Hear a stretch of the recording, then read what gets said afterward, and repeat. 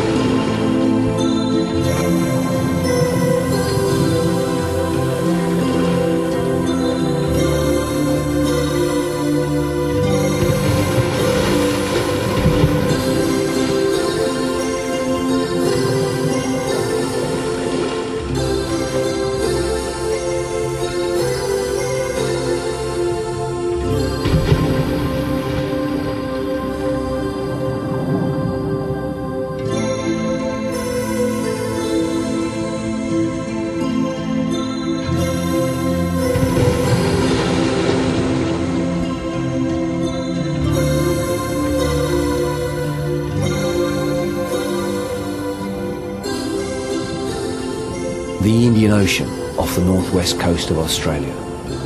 It's a special place, a magic place where humpbacks play. It is one of the last places left on the face of the earth where these magnificent creatures are not troubled by humanity. Because of this, for millennia, it's been a place where mothers have come to give birth.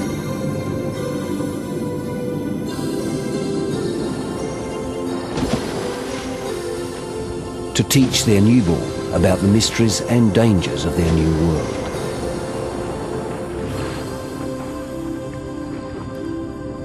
But it's not only the humpback's nursery, it's also their boudoir.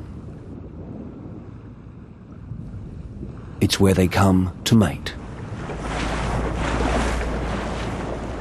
It's a place where the males battle each other for the affections of a female.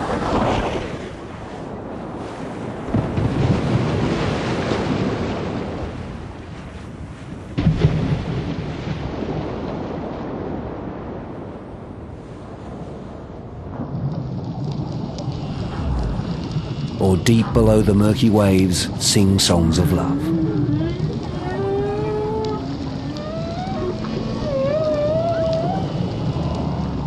That is why this location is a closely guarded secret, known only to a small group of people, including the scientists who live on the Whale Song, the research vessel of the Australian Centre for Whale Research.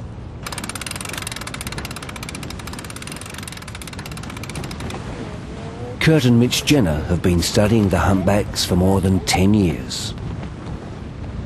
2 years ago they were joined by their daughter Micah. And that's called a pectoral fin sled.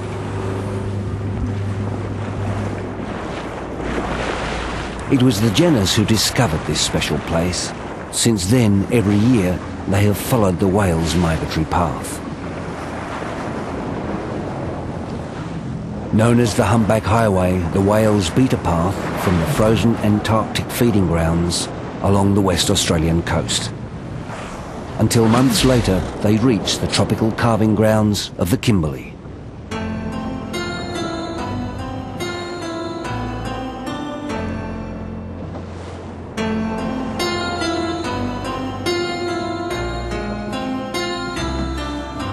It's the same path the whalers of old used to follow as they reaped their harvest of death on these magnificent creatures. Before the whalers' harpoons struck fear into the hearts of the humpback, these waters were home to close to 17,000 whales. When the last lance was fired, 97% of the population had been destroyed. It would have been like the whole of humanity except for Indonesia being wiped out. A holocaust in anyone's language.